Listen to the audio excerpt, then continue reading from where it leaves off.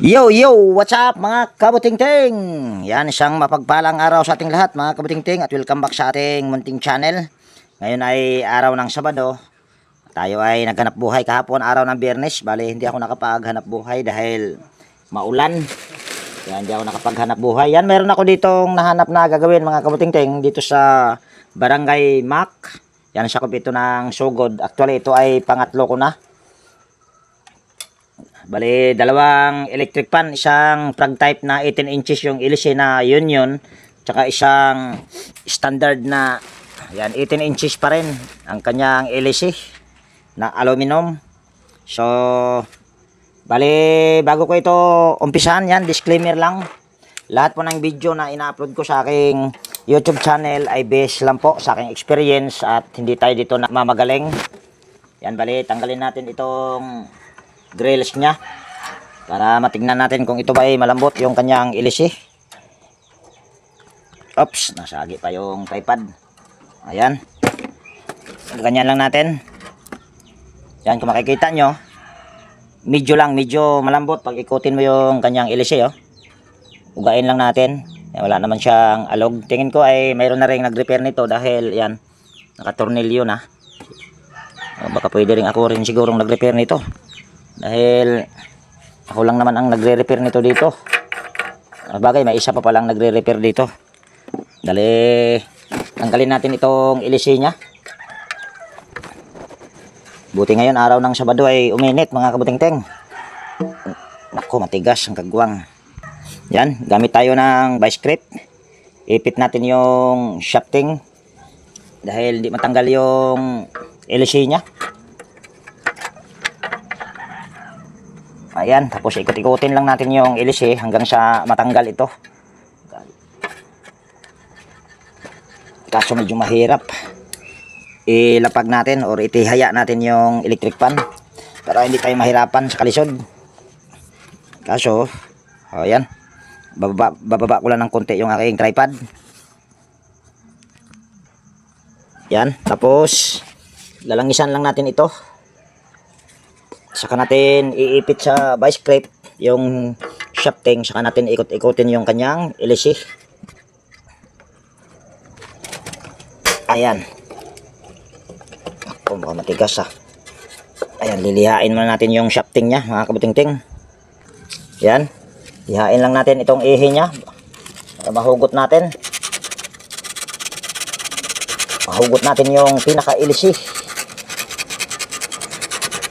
Hirap maghanap buhay mga kabutingting pagka tag-ulan. Buti ngayon umiinit. Buti na rin yun at nakapagpahinga ako. Ayun, natanggal din. Balik natin sa pagtayo. Ayan, tapos ayos ko lang yung aking tripod. Tataas ko lang ulit. Ayan, tingin ko ito hindi ko pa ito na-repair siguro. Ay tinornilyo ko lang o kung sino man yung nag-repair nito. Dahil ayan gagamit tayo ng tester mga kabutingting para i-tester natin ito. Ito naman ay hindi ko pa ito pinakailaman. Disgrasya pa ako kanina dun sa ginawa kong washing machine. Silaw Yan, on lang natin itong ating tester. Select natin ito sa oil. Hawakan ko na lang. Tapos yung test probe ay ilalagay natin dito sa plug. Ayan, tapos dali hindi kita. Ikot natin. Yan, wala tayong nakuhang resistance. Ayan ay naka number 1 na. Nako, natanggal pa. Yan, basta wala tayong nakuhang resistance.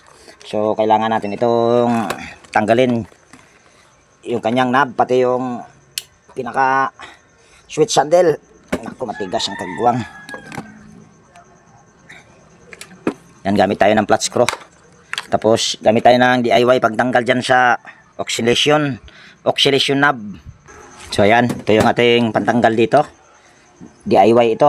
Bali, ito ay binigay lang sa akin ni Sir Alfredo Domingo ng Malabon City.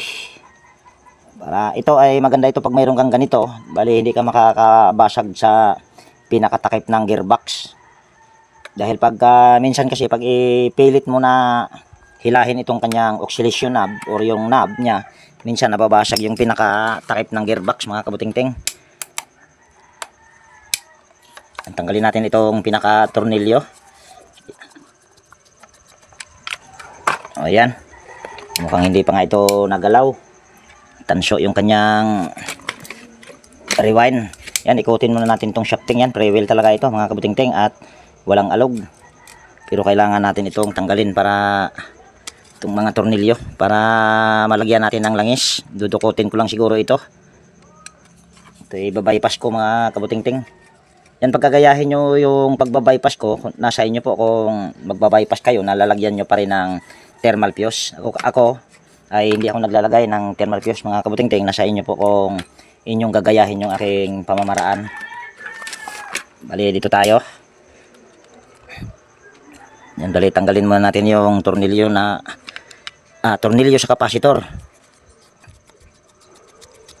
Ayan. Tapos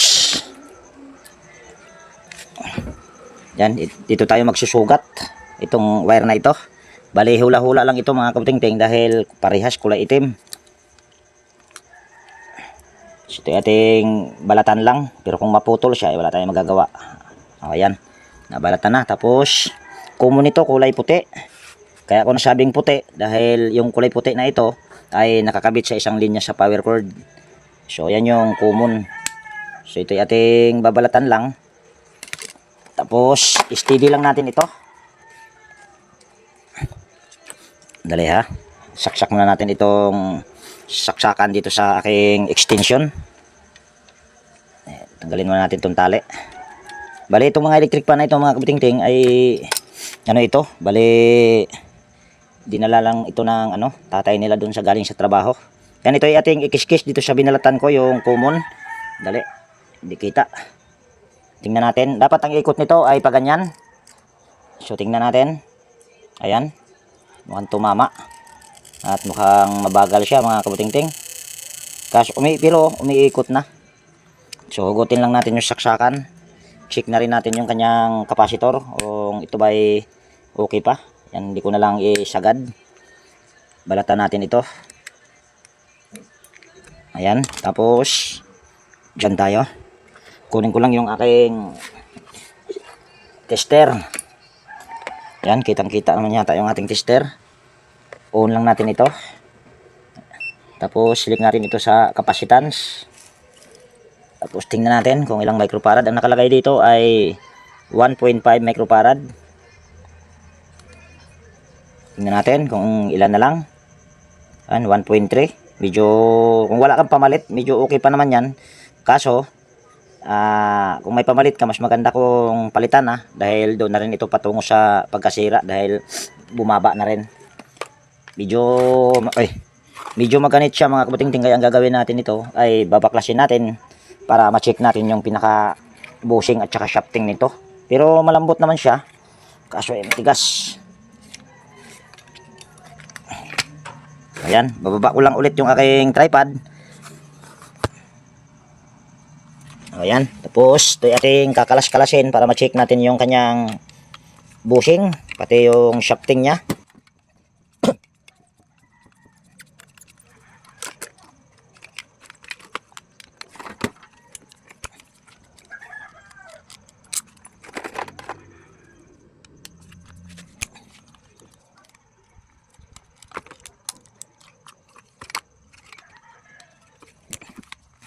Yan, pag mga ganito mga kabutingting ay pwedeng tuyo if ang ilalagay natin dito.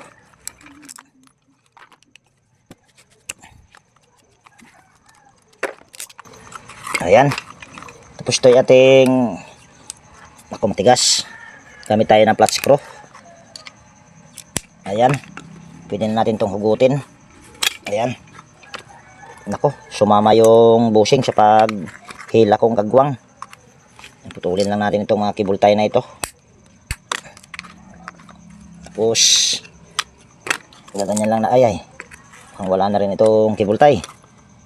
Didisgrasya pa ang kagwang Yan ang ingatan natin dahil yung mga cable tie nito nagkaputol-putol na rin pala. Dali bakit umiikot yung aking tripod ng kagwang. Yan, mahirap pagka marami kang bantayan.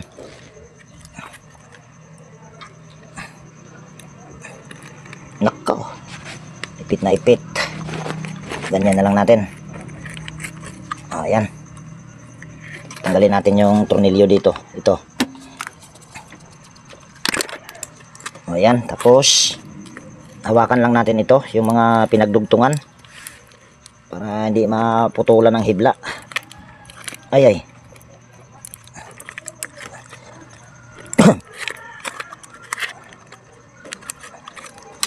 Ayan. Tapos tatali muna natin yan. Ayan, bali talian muna natin ito ng cable tie. Cable tie ko magkaiba-iba ang kulay nito dahil naghanap lang ako nito sa aking box. Buti meron pa. Kailangan ko na namang bumili ng cable tie.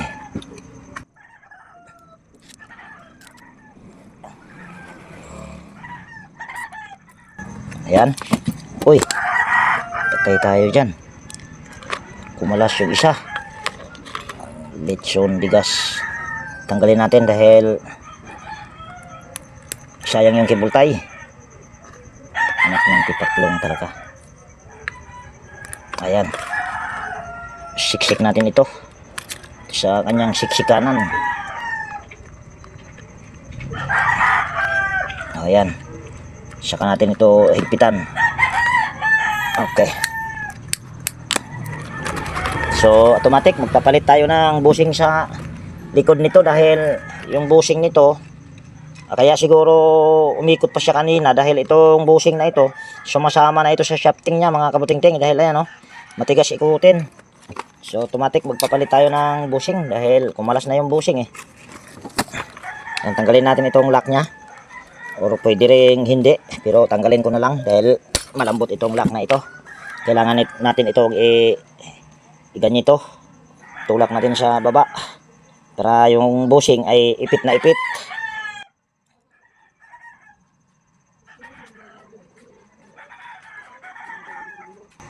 Ayan, tapos kuha lang ako ng bushing. Yan, itong bushing na ito ay binili ko na ito. Ayan, tapos lagyan natin ng langis yung foam or babasain natin ng langis. Ayan.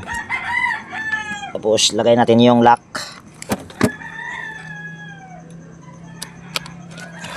Yan, tulak lang natin ito. Kaso papalitan natin itong ating clutch screw. Ayan. Ito yung ating ipapalit or gagamitin nating clutch screw. Dahil pag itong isa ay dumudulas lang yan.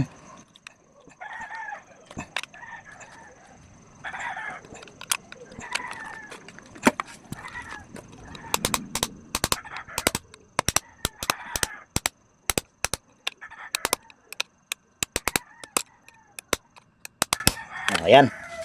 Tapos tignan natin kung yung bushing ay maayos ba pagkalak. Ayan, kailangan itong bushing na ito ay hindi ito nagagalaw sa kamay. Ayan kahit dalawahin mo pa sa kamay yan, hindi yan nagagalaw mga kabutingting. Magagalaw lang yan kung gagamit ka nito. Balik gitna natin yan. Ayan. So balik natin ito.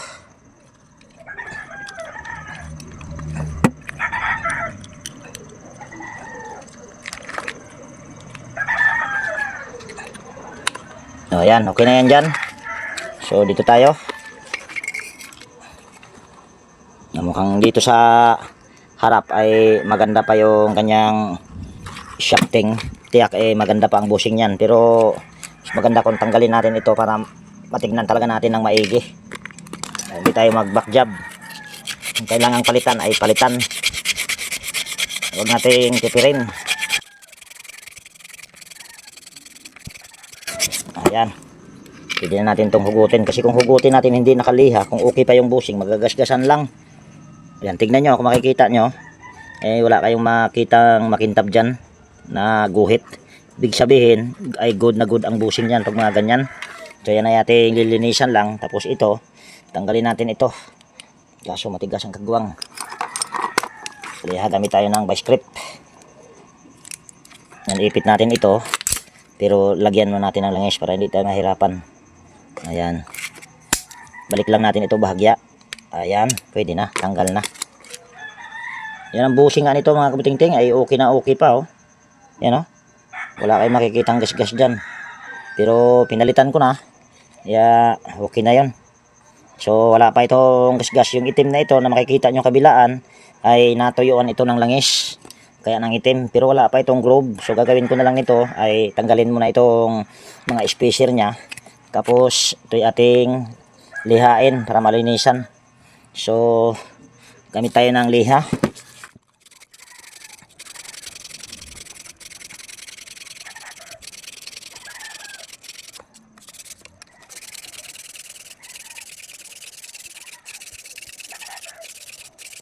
Ayan, malinis na. Maliban dito sa bandang ito kasi natatabunan na ito sa spacer, kaya okay lang yan. So balik natin ito. Tapos dito rin sa kabila. Tapos lilinisan natin yung bushing nya. Ayan, gamit tayo ng basahan. Lagyan natin ng langis, saka natin dito pasok sa bushing para malinisan yung loob nya. Pero ito talaga ay wala pang ano ito, gas. Ganun nga rin yung isa. Ayan, makikita nyo, napakaganda ng bushing. Wala talagang gas. Ano? So langisan na lang natin yung kanyang foam. Ayan. Tapos assemble natin. Ay, dali. Lagyan muna natin ng langis yung magkabilaan, shafting nya. Dali ha. Babalik muna natin tong spacer pala.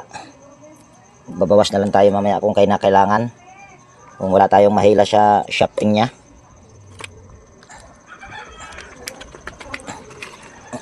Ayan. Tapos pasok natin dito. Ayan, ilahin natin bago natin itornilyo. Ayan, mayroon. Ano? So ito ay ating itutornilyo na. Yan, kung bago po kayong napadpad dito sa aking munting channel, baka pwede pong hilingin ko po ang inyong pag-subscribe at pakipindot na rin yung notification bell at ilagay sa all para ma-notify po kayo pag meron akong mga bagong i-upload na video. At mega love shoutout po sa lahat ng aking mga silent viewers, organic viewers. Yan, mega love shoutout po sa inyong lahat. Yan, tapos tornilyo lang natin ito. Yan, tapos tingnan natin kung pre-wheel ba. Yan, medyo maganit. Lagyan natin ng langis. Tapos align lang natin. Pukpukin natin dito banda. Ayan. O yan, pre-wheel na mga kabuting-ting. Tornilyo natin yung swing arm.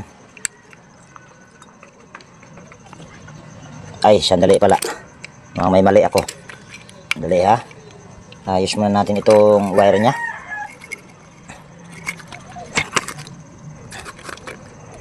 Okay na yan. Saka natin pala ito itornilyo.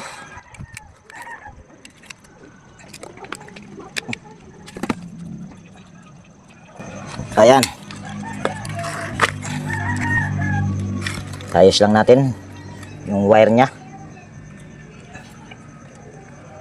Ayan. Tapos kuha lang ako ng kapasitor. So ito yung ating ipapalit na kapasitor. Ito ay 1.5 microfarad rin. Pero pwede rin ito sa Toyo UF mga kabuting-ting dahil yung kanyang stator ay makapal. Pero ito ang mayroon ako. Kaya 1.5 lang muna yung aking ilalagay. Pero kung mayroon sana akong Toyo UF, ito Toyo UF ko ito. Kaso wala akong Toyo UF. Kaya 1.5 lang yung aking ikakabit. So ito yung binalatan ko kanina. So ito yung una nating lagay dyan. Tapos dugtong natin itong isang wire galing sa kapasitor. Tapos tatanggalin natin itong close-in wire connector para ilipat natin, para isahang dugtong lang. Nako, nasira pang kagwang.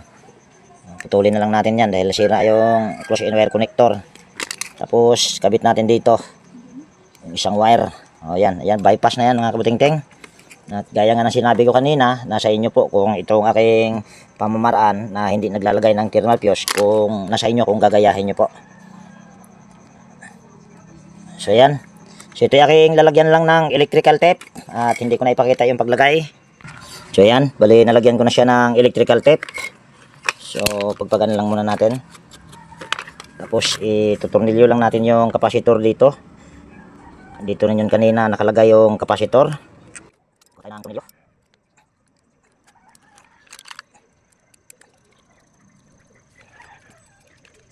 Yan, ito para yata hindi umabot ah. Ayan. Okay. Tapos ayos lang natin. Ayan, talian lang natin ito ng cable tie. Ayan, talian natin ito ng cable tie mga kabutingting.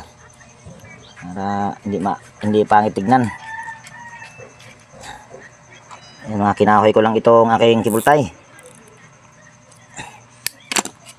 Ayan.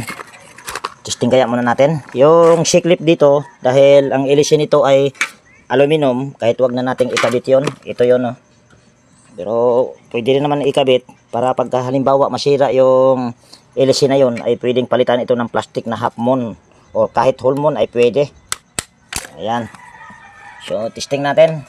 Yan ay naka number 1 pa rin. Dahil number 1 lang naman yan inikot natin kanina. So testing natin. Ayan. Okay na mga kabutingting. Ayan, oh. So lilinisan ko lang yung screen at saka hélice.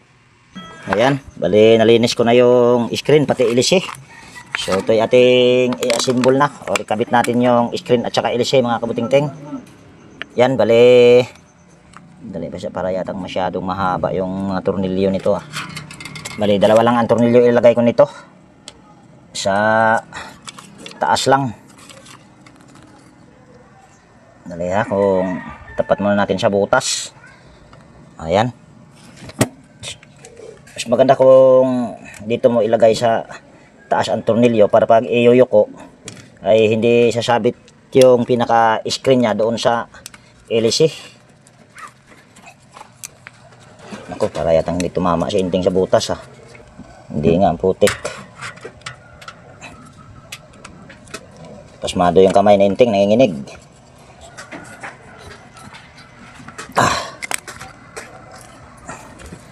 Ayos lang natin.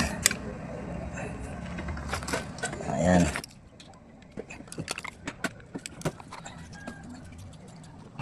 Ayan. Ayos lang natin yung ating tripod para kitang kita.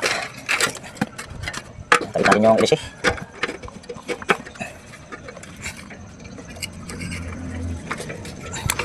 Yan, itong lock na ito ay ano lang ito, palamuti lang ito mga kabutingting.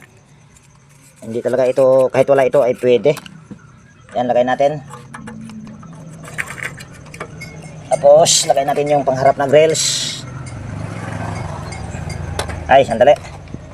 Yan, may tuturo ko sa inyo. Halimbawa, mga kabutingting, kung ganitong hélice, aluminum, pagka medyo mahina ang kanyang buga ng hangin, yan, ibibend nyo lang ito banda para lumakas ang buga ng hangin.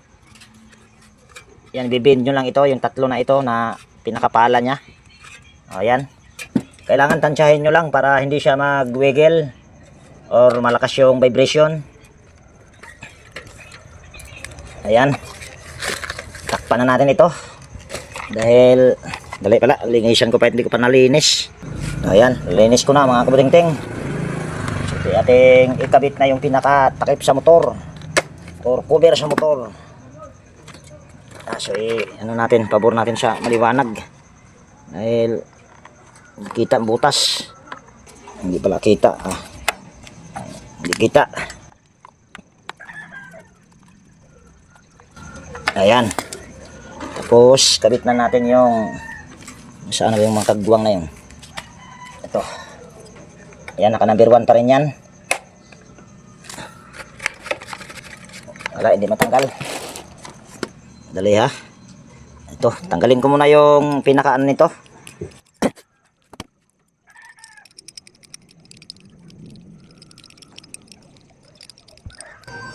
Ayan. Pasok natin dito. Okay. Tapos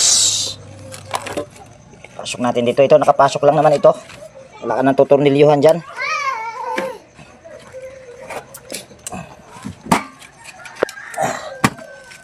Ayan. So, saksak natin dito yung power cord. Tapos, ayan ay naka number 1 na mga kabutingting.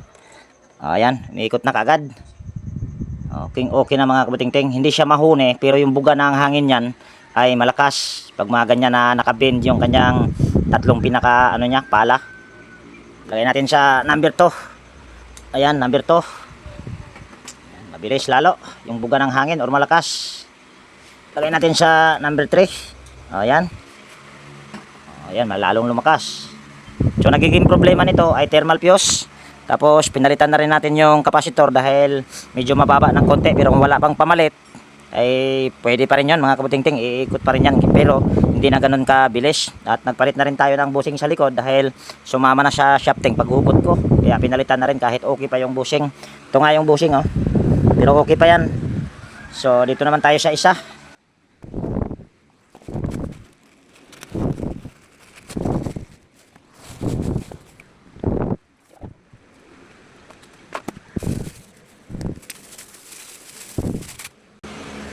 Ayan, tanggal na natin yung plastic. So tanggalin muna natin itong isang tornilyo para matignan natin yung kanyang LC kung malambot.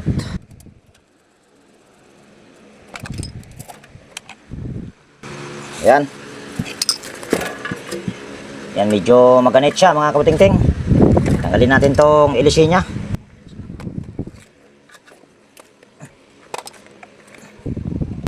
Yan, luwagan natin yung tornilyo dito. Tapos sugutin natin. Nako, matigas. Lagyan natin ng langis. Ipit natin sa vice grip yung shafting nya.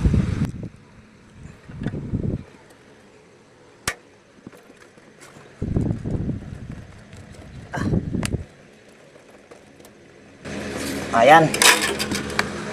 Tanggalin natin yung vice grip. Ayan. Ayan, oh, medyo maganit siya. Ikutin yung kanyang shafting. So tanggalin natin ito. Yung guard lock para matanggal yung LC, LC screen. Putulin ko na lang itong tali. Sayang, magamit pa nila yung tali. Tali sa may paggamitan sila. Ayan. Tanggalin natin ito. Gamit tayo nito. Tulak natin yung Phillips screw, sabay hila naman itong knob. Ayan. Tanggalin natin yung tornilyo sa pinaka-cover sa motor. Ito pag mga ganito ay sinaunang standard ito mga kabutingting. Tibay ito. Sana hindi sunog yung motor. Ito hindi ko pa ito na-repair itong mga ito.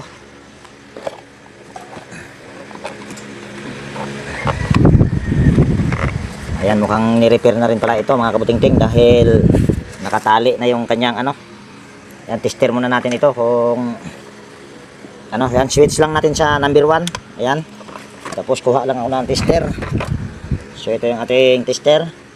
On lang natin ito. Select natin ito sa OL. Tapos kunin lang natin yung pinakasaksakan. Ayan. Ayan, kita naman yung ating tester. Ayan, tingnan, ilagay natin dito. Tingnan natin kung may makuha tayong resistance. Ayan, mayroon 466 sa number 1. Dali ha. Ayan, 466 number 2. 435. 34 pala. Number 3. Ayan, 375. Tingin ko okay pa ang motor nito. So, posibleng ang nagiging problema nito ay nag-stack up lang dahil matigas. Medyo maganit. Ikutin yung kanyang shafting. So, ito ay ating kalasin lahat para matignan natin yung bushing kung kailangan bang palitan or lilinisan lang. Pero pag mga ganito mga kabutingting, medyo matibay ang bushing nito dahil mga nauuna pa itong labas. Bali ginagamit nito na bushing ay kulay dilaw kung hindi ako nagkakamali, kung hindi pa ito na repair. So kalasin natin lahat.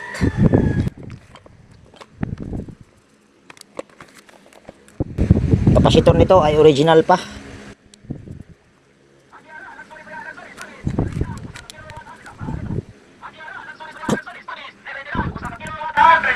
Yan, merienda daw muna tayo mga kabutingting. Honey butter at saka Coca-Cola, sakto. Ayan, tuloy tayo dito sa ating ginagawa mga kabutingting. Ay, nagmerienda pa. Sana all may merienda.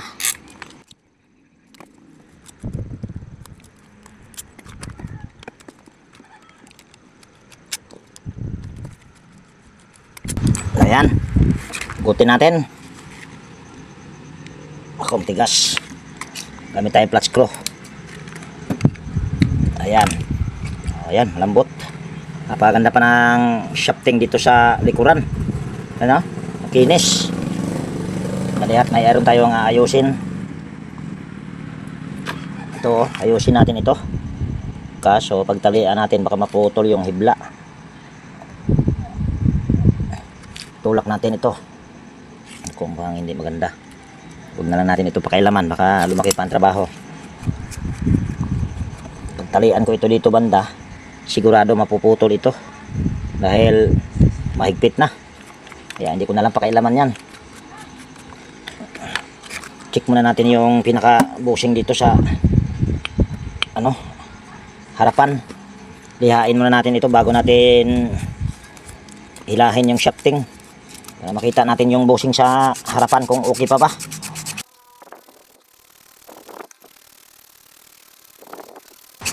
Ayan, lagyan natin ng langis. Ayan, tapos sugutin natin. Mati baka ganit. Lagyan natin ng langis to, shafting nya. Ayan, siguro napakaganda pa ng ano nito mga kabuting-ting, kanyang bushing, dahil walang kagroove-groove dito sa shafting nya. Gagawin natin ito, ililinisan lang natin itong kanyang shafting, pati yung kanyang bushing sa loob. Ayan, ito sa kabila hindi na, dahil napakaganda pa. Ito lang sa harap, mga original pa itong bushing nya mga kabuting-ting.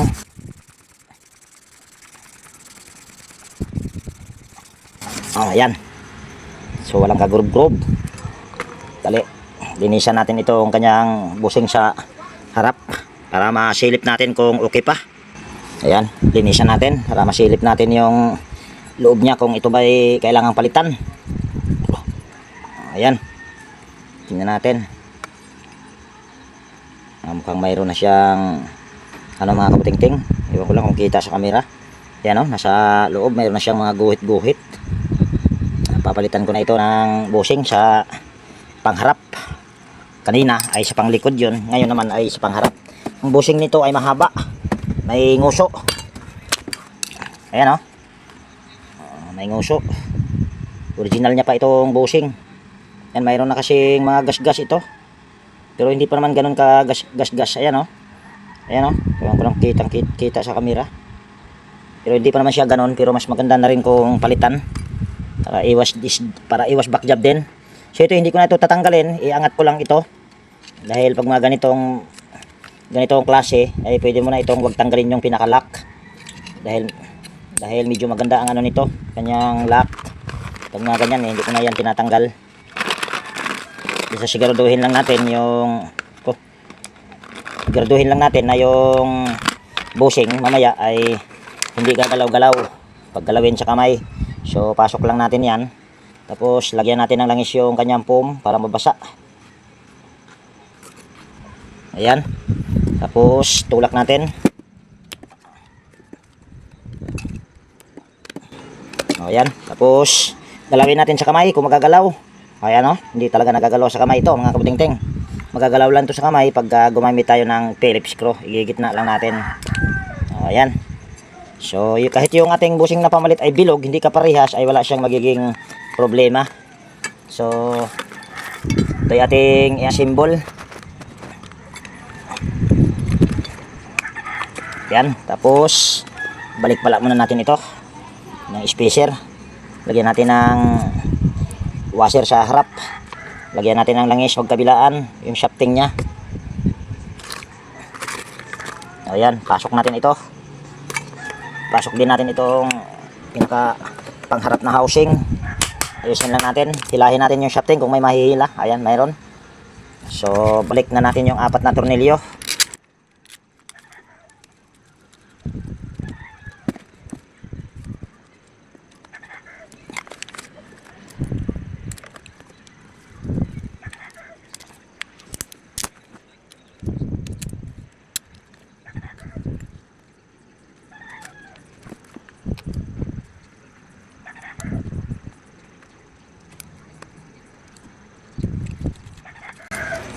Ayan, tapos check natin yung kapasitor, wag lang natin sagarin sa pagputol. Ito ay 2UF agay, patay. Tingnan natin ito kung ito ba ay tuyo ip. Problema nito ay kung mayroon ba akong tuyo ip na pamalit kung sakaling ito ay sira na. Yan o, tuyo ip ito. Kita, ayan, tuyo ip. So tingnan natin yan kung yan pa ba ay good. Yan, on lang natin ating tester, tapos silik natin sa capacitance. Yan, lagay lang natin yung test probe dito sa magkabilang dulo ng wire. Tingnan natin kung ilang microfarad pa. Ayan, 1.9. So ibig sabihin good pa itong kanyang capacitor. So babalik ko lang yung capacitor mga kabuting-ting, at siguro hindi ko na ipakita yung pagbalik. Ihinang ko pa kasi yan at magpainit din ako ng hinang dahil hindi pa ako nakapagpainit ng hinang. Dahil doon sa isa kasi wala naman tayong hininang. So stipot muna kayo dyan mga kabuting-ting. So ayan, bali naidugtong ko na yung capacitor mga kabuting-ting. So tornilyo lang natin ito.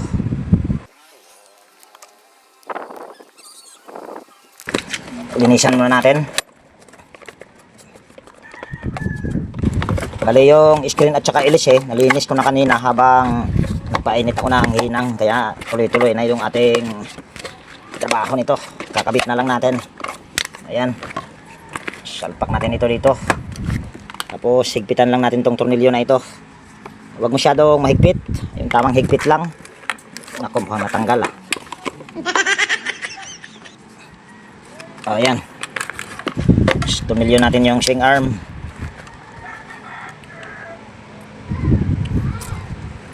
Yan, pahigpit ang ano nito, tornilyo, pahigpit pala, pakaliwa ang pahigpit. Ayan, tapos kabit na natin ito. Yatang maraming tornilyo na ito mga haba yatang mga tornilyo nitong kagwang na ito mukhang sasayad ito sa pinaka ano nya, pinaka cooling pan spacer. Sandali palitan natin ito ng medyo mahaba. Bali ikakabit natin ito doon sa harapan dahil tiyak is pag itong mahabang tornilyo sasabit ito doon sa pinaka cooling pan spacer. Hindi ko napansin kaya pabalik-balik tuloy yung trabaho, kagwang.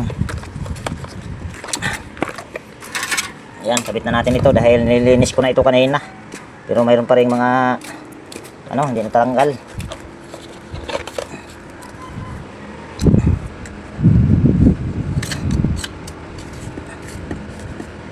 Ayan, hindi pala kita ang kagwang. Mahirap pagka marami kang bantayan, kailangan yung ginagawa nakikita.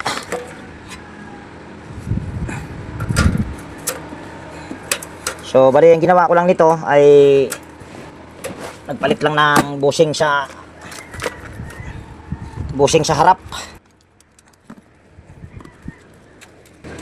Yan, bali nilagyan ko na rin ng langis yung tornilyo dito dahil kinalawang. Yan basa-basa pa. Mamaya ko na takpan. Tingnan muna natin kung ayan ba iikot na.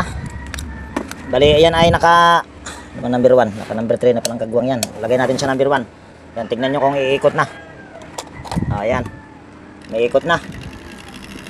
Kaso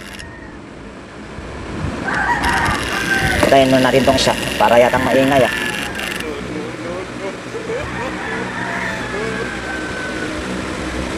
nawala may ingay. Lagay natin sa ayan ang maingay pagbuwang na. Tingnan nyo pagkabila para siyang maingay. Pagbalik ayan saan kaya sumasayang itong kagwang Andali, makasablay tayo nito. Oy, natumba yung ating bali tanggalin natin yung tornilyo. Paandarin natin ito ng walang ilisi dahil para siyang maingay yung kagwang. Para malaman natin kung bakit maingay. Para may sumasabit. Hindi pala kita ang ginagawa, kagwang kating. Hindi pa rin kita. Ayan. Tanggalin muna natin or luwagan natin yung tornilyo na ito. Dahil paandarin natin ito ng walang ilisi dahil parang maingay siya. Kagwang na. Dali tanggalin na rin natin ito para makita natin. Saan kaya ito tumatama ha? Dali. Pandarin natin ulit. Yan, pagbalik, pakinggan nyo. Yan o. Pakaingay, iwan ko lang kung naririnig nyo. Tingnan nyo ha. Pagbalik. Pagbalik nyan. Yan o. Naku, patay sinting. Dali ha. Ito mahirap ganito mga kabutingting. Maingay. Bakit mukhang hindi ko pa pala nilagyan ito ng tornilyo dito sa kabila ang kagwang. Buang ka talaga ting. Yan, tanggalin natin itong tornilyo na ito. Baka ito ang tumatama doon sa cooling pan spacer. Yan, mahirap ito. Yan, pandarin natin na kaganyan lang. Nako. Maingay, bakit kaya? Bakit kaya? Yan o. Hindi maganda ito. Patay tanan. Lagay natin sa number 3. Kung ganun pa ba. Naku, mahirapan si inting nitong kagwang. Bakit maingay? Para siyang may nagkakayod. Yan o.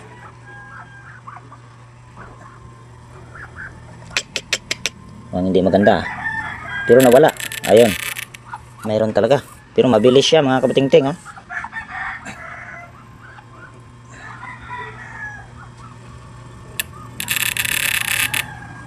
Patay tanan. Hindi maganda ito mga kabatingting.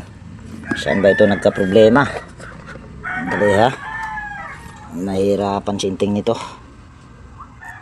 Patay sinting. Dali, kalasin ko ito muna ulit mga kabatingting. Tingnan ko kung bakit siya maingay. Para siyang nagkakayod ng bakal. Ayan, bali natanggal ko na yung mga tornilyo. Ang gagawin ko lang nito mga kabatingting, try kong palitan ng bushing sa likod.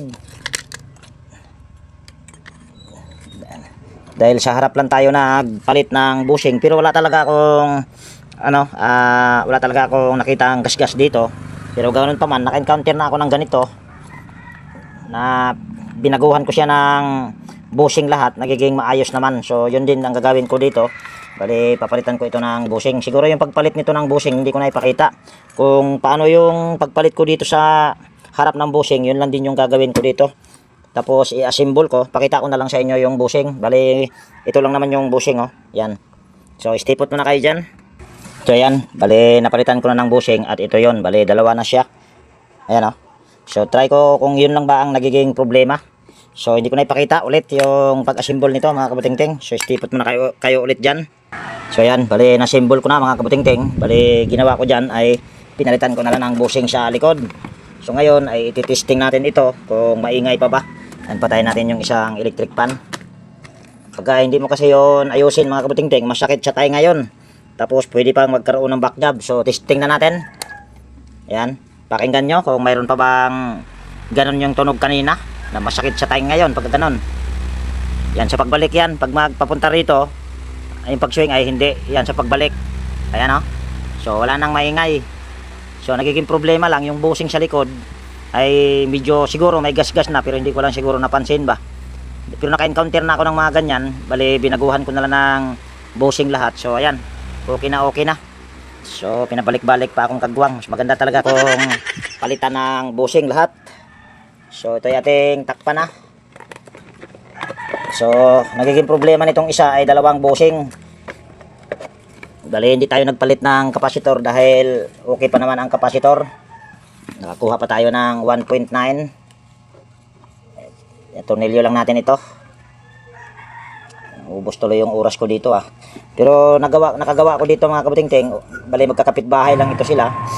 Dalawang washing machine na naging problema ay stuck up. Tapos yung sumunod naman kapitbahay pa rin. Yung inat-ngat na wire. So yan, tignan natin kung okay na ba talaga ito. Yan ay naka number 1. So kahit ilapit ko dito ay yan, wala na talaga kayong maririnig na yung katulad kanina na parang nagkakayod ng bakal. Yan o, napakaganda na. So ayan ay lagay natin sa number 2. Yan, number 2. Number 3. Ayan. Tanong natin dito sa mga pogi at saka maganda. Okay na ba, boss? Iday. Oy, nahiya si Iday. Si Ining. So, yan, perfect yung ating na-repair dito mga kabutingting. Sa lugar na ito, dito sa Barangay Mac, dalawang electric fan, at saka yun nga, dalawa ding washing machine. So, okay na ito. Yan, kung nagustuhan nyo itong video na ito mga kabutingting, yan, baka pwede pong palike at pakishare. At higit sa lahat, kung bago kayong napadpad dito sa aking munting channel, baka pwede pong hilingin ko po ang inyong pag-subscribe at pakipindot na rin yung notification bell at ilagay sa all para ma-notify po kayo pag mayroon akong mga bagong i-upload na video. So yan, ako po ay mag-iwan na po sa inyo ng ingat tayo palagi at God bless po sa ating lahat mga kabutingting. Yan, bye bye na po!